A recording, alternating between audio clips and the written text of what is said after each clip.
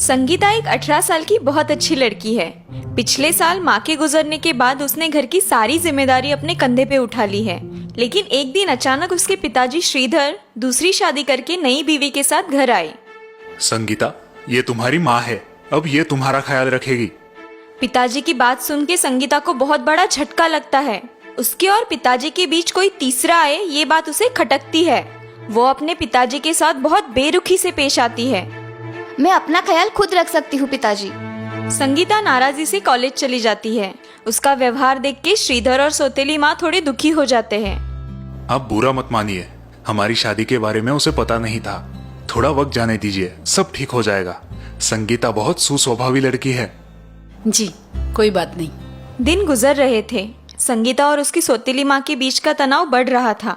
Sangeeta, college से जल्दी घर आया करो। अब क्यों मेरी लाइफ में ताकझाक कर रही है? अपना काम देखिए।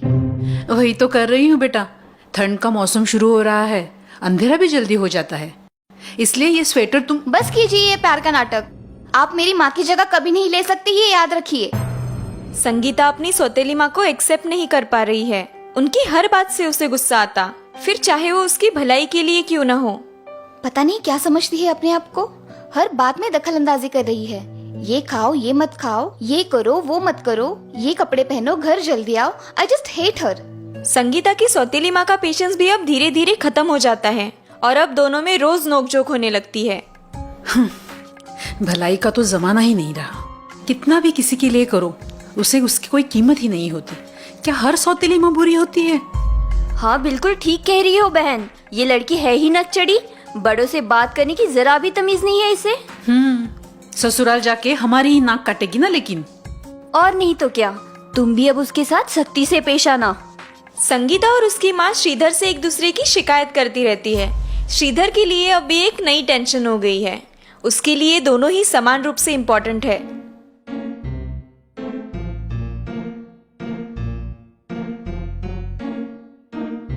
सुनिए, आप जरा अपनी लाडली को समझाइए। मेरा कहा बिल्कुल नहीं मानती। मैं क्या दुश्मन हूँ उसकी? आप शांत रहिए, मैं उससे बात करूंगा। वो तो आप पिछले कई दिनों से कर रहे हैं। कुछ फायदा हुआ? श्रीधर को समझ नहीं आ रहा है संगीता और अपनी पत्नी को कैसे समझाए। संगीता अपने मामा मनोहर के काफी करीब है। कुछ दिन के लिए उसे मामा के घर भेजता हूँ, मूड अच्छा हो जाएगा उसका। पास ही के गांव में संगीता के मामा मनोहर की दवाई की दुकान है। संगीता अपने मामा मनोहर की बहुत लाडली है। वो श्रीधर की अनुमति से मनोहर के यहाँ 2 दिन रहने आती है। चलो, अच्छा हुआ तुम 2 दिन यहाँ रहने आई। मुझे भी बड़ी याद आ रही थी तुम्हारी। मामा, क्या मैं आपके घर हमेशा के लिए रहने आ सकती हूँ? संगीता का सवाल सुन के मनोहर चकित हो जाता है। क्यों बेटा, कोई परेशानी है? संगीता झिझकते हुए अपनी मन की बात मनोहर को बताती है। जी वो मैं मेरे उस घर में आई नई औरत के साथ बिल्कुल नहीं बनती। I hate her. ऐसा नहीं कहते बेटा, वो तुम्हारी माँ है। नहीं, वो मेरी माँ नहीं हो सकती मामा। अब मैं बड़ी हो गई हूँ, फिर भी मेरी लाइफ में दखल अंदाजी करती है। बस मुझे उससे छुटकारा चाहिए। मनोहर संगीता की बातें सुन के परेशान हो जाता है। मामा, आप केमिस्ट हो ना? हाँ, तो आप मेरी मदद कर सकते हैं। वो कैसे? आप मुझे ऐसी दवा दीजिए जो जहर के जैसा काम करे। मनोहर संगीता की बात सुन के चौंक जाता है। उससे तुम्हारी समस्या कैसे खत्म हो जाएगी? मैं उस नई माँ को वो दवा खिला के मार डालूंगी। मनोहर को संगीता की बात सुन के झटका लगता है और वो सोच में पड़ता है। बात काफी सीरियस हो चुकी है। मनोहर घर की अलमारी से एक दवा की शीशी ले आता है और वो संगीता को देता है। संगीता, ये एकदम जालिम दवा है। बस तुम रोज इसमें से 2 बूंद दवा तुम्हारे माँ के खाने में मिला दो। ये दवा एक साथ क्यों नहीं इस्तेमाल कर सकते मामा?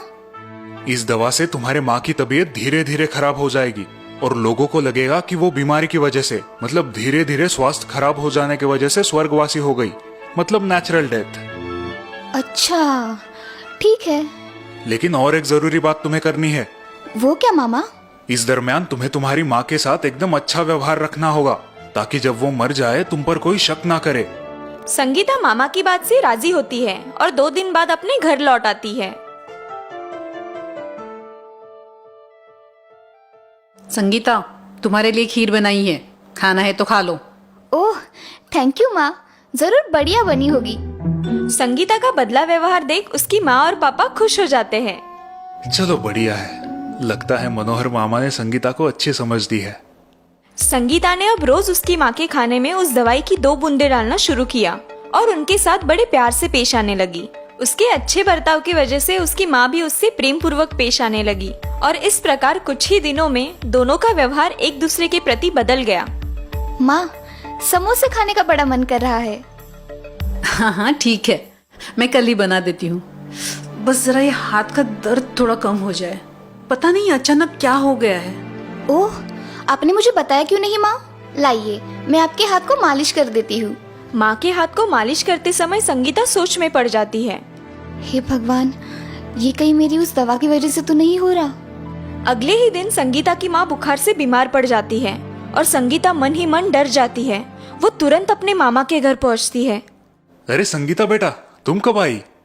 मामा, क्या आपके पास उस जहर वाली दवा का असर नष्ट करने वाली कोई एंटीडोट दवा है? क्यों, क्या हुआ?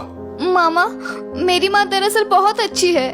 मैंने ही खामखा उनके बारे में घृणा पाली थी। ओ, लेकिन तुम्हें तो उनसे छुटकारा चाहिए था ना? नहीं, मैं गलत थी।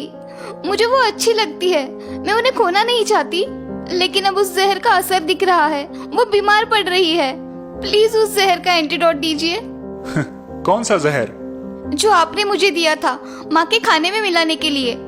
संगीता की बात सुन के मनोहर हंस पड़ते हैं और संगीता चकरा जाती है। संगीता, मैंने तुम्हें जो दवा दी थी वो कोई जहर वहर नहीं थी, शक्कर की चाशनी थी।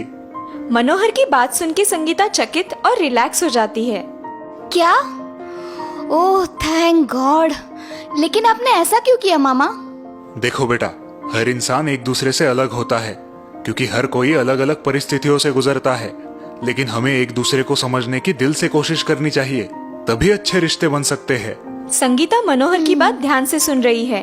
और जब कभी अपने ही लोगों के बीच तनाव आ जाता है, तब उनसे जुड़े हर किसी व्यक्ति की यही कोशिश होनी चाहिए, वो दोनों परिचितों को शांत रहने का सुझाव दे और उन्हें सही दिशा दिखाए।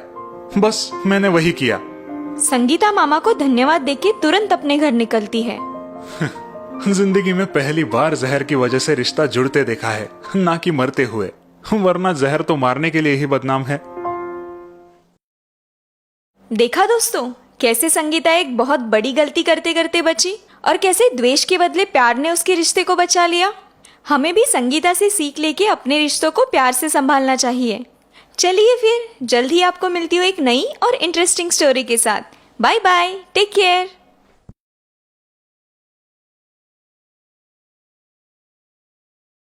कुछ साल पहले रामपुर में हरिया अपने परिवार के साथ रहता था। वो अपना छोटा खेत बो के परिवार की परवरिश किया करता था। उसका छोटा भाई कृष्णा खेती के काम में उसकी कोई मदद नहीं करता, लेकिन कृष्णा एक बहुत ही अच्छा कारपेंटर था।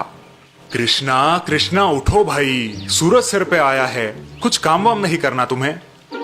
भैया स्कूल शुरू होने में अभी 1 महीना बाकी है, क्यों परेशान कर रहे हो? सोने दो ना। मुखिया जी सुबह आके गए हैं, वो स्कूल के बेंचेस का काम कब तक होगा पूछ रहे थे। कह देना हो जाएगा, अभी बहुत टाइम है। ये कह के कृष्णा फिर मुंह पे चद्दर ओढ़ के सो जाता है। हरिया को समझ नहीं आ रहा आखिर इसे कैसे समझाए। इसी विचार में हरिया अपने खेत की तरफ निकल पड़ता है। जब वो गांव की नुक्कड़ पे पहुंचता है तब, अरे भाई, सुना है मुखिया जी दूसरे गांव से मिस्त्री बुला रहे हैं? वो तो होने ही वाला था। कृष्णा के भरोसे बैठेंगे तो हो गया सत्यानाश। हाँ और नहीं तो क्या, हरिया भैया की विश्वसनीयता की वजह से मुखिया जी ने ये इतना अच्छा काम उस आलसी कृष्णा को दिया है। गांव वालों की बातें सुनकर हरिया परेशान हो जाता है, क्योंकि कृष्णा की गैर जिम्मेदारी की वजह से अच्छा खासा पैसे देने वाला काम खोने के लक्षण नजर आते हैं। क्या करूं इस लड़के का समझ नहीं आता। भगवान ने हुनर तो दिया है, लेकिन इसका यह आलसीपन। हरिया थका हारा रात को घर लौटता है। उसकी बीवी उसे खाना परोसती है। बीवी से पता चलता है कि कृष्णा दोपहर 3 बजे उठा और बिना नहाए धोए दोस्तों से मिलने बाहर चला गया है। अच्छा, यानी आज भी स्कूल नहीं गया। इतना काम पड़ा है, लेकिन इस लड़के के दिमाग में भूसा भरा है। और आज जाते समय रात के भोजन में केरी का अचार बनाने के लिए बोल के गए हैं। बीवी की बातें सुनते ही हरिया के दिमाग में एक कल्पना आती है। वो बीवी से नींबू मांग के लेता है और बाहर आंगन में जाके बैठ जाता है। भाभी जल्दी खाना परसो, बहुत भूख लगी है। और हाँ, कैरी का अचार भी देना। कैरी का अचार बाहर आंगन में आपके भैया बना रहे हैं। कृष्णा बाहर आता है और हरिया को नींबू के बीज के साथ बैठा देख चकित होता है। भैया, ये नींबू के बीज के साथ क्यों बैठे हो? तुम्हारे लिए कैरी का अचार बना रहा हूँ। भैया, आप ठीक तो है? नींबू के बीज से आप कैरी उगाओगे? हाँ, क्यों नहीं उगेगी? भैया, आप ही ने सिखाया है ना, जो बोओगे वही पाओगे। फिर तभी मुखिया जी का आदमी वहां आता है और कृष्णा को बताता है कि मुखिया जी ने स्कूल के काम के लिए नए कारपेंटर को बुलाया है, अब उसे स्कूल आने की जरूरत नहीं। अरे मुखिया जी, ऐसे कैसे कर सकते हैं? मेरे जैसा एक्सपर्ट कारपेंटर उन्हें आजू बाजू के 10 गांव में नहीं मिलेगा। वो आप उनसे जाके बोलिए, चलता हूँ। अच्छा खासा काम हाथ से जाने की वजह से कृष्णा बहुत दुखी होता है। कृष्णा, अब दुखी होने से कोई फायदा नहीं है, जो जैसा बोता है वैसा ही फल पाता है। तुमने अपने आलसी स्वभाव के कारण इतना अच्छा पैसे कमाने का मौका खो दिया है। भैया, मुझे माफ कर दीजिए, आगे से ऐसा कभी नहीं होगा। ठीक है कृष्णा, देर से आए दुरुस्त आए, आगे से ख्याल रखना। तो इस प्रकार देर से ही सही कृष्णा की आंखें खुल जाती है और वो आगे से खूब मेहनत करने का वादा हरिया को देता है।